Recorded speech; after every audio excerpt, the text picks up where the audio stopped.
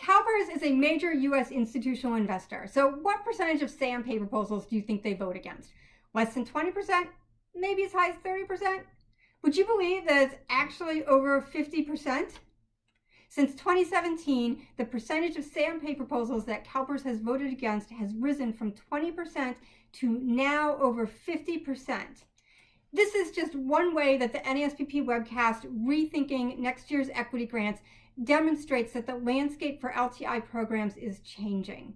For today's video, I'm going to discuss 3 ways your strategy for your equity program needs to shift. And everything I'm going to talk about is presented in this webcast. The webcast is presented by Terry Adamson of BDO, Catherine Neal of Semler Brossi, and Smiso Nazimo of CalPERS. It's definitely well worth your time to check it out, but here's just a quick take. One thing I learned from the webcast is that we all need to think differently about performance metrics. Terry Adamson and the team at BDO has found that all financial metrics can be classified into 4 groups, from one-dimensional metrics on up to 4-dimensional metrics. One-dimensional metrics are discrete items like revenue. 2-dimensional metrics focus on both top and bottom line numbers like earnings. 3-dimensional metrics add in financing, and 4-dimensional metrics add in investor return.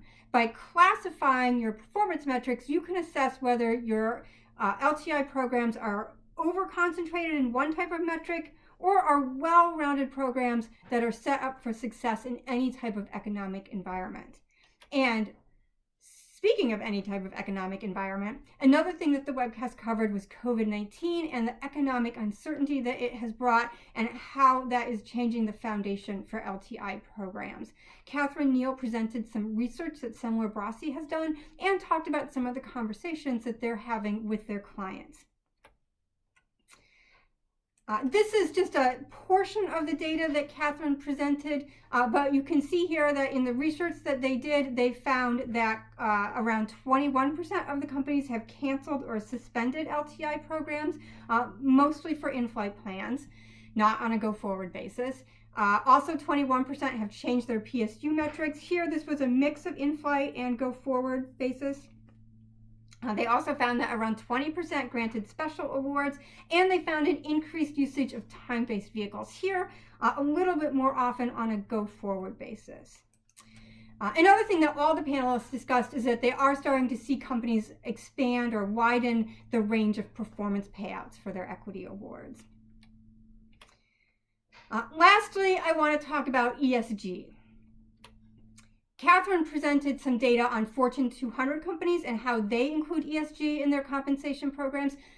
Now, admittedly, Fortune 200 companies, these are large companies. We would expect them to be leaders in the space, and they're probably ahead of the curve on this issue. So what they are doing is probably not representative of what all companies are doing right now, but it probably is representative of where all companies need to be headed in the future. You can see from the data presented that it is actually pretty common for Fortune 200 companies to include ESG data in or ESG metrics in their compensation programs. Mostly talent-based metrics, so things like diversity and employee development. But for energy companies, you can see that they also commonly include operational metrics like safety and environmental metrics like sustainability and carbon footprint. Another thing that was really very interesting during this discussion was what Smiso had to say about it, about his thoughts and how CalPERS feels about ESG metrics.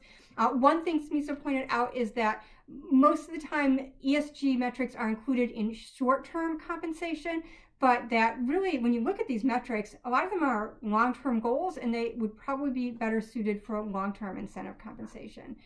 And he also pointed out that right now, a lot of these metrics are very qualitative and discretionary, and he would really like to see companies use more quantitative metrics. So that's my quick take. I hope that you find this helpful as you think about your own equity programs. Check out the description below for more resources on this topic and to learn more about the NASPP. And be sure to subscribe to our YouTube channel for more of my quick takes.